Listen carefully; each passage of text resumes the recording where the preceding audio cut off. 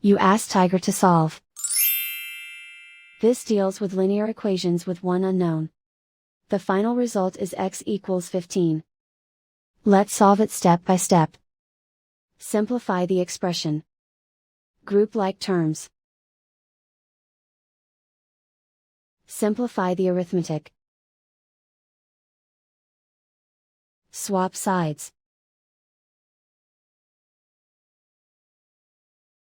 Group all constants on the right side of the equation. Add 30 to both sides.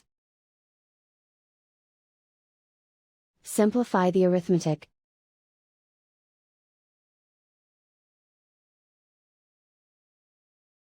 Isolate the x. Divide both sides by 14. Simplify the fraction. Find the greatest common factor of the numerator and denominator. Factor out and cancel the greatest common factor. And so the final result is x equals 15.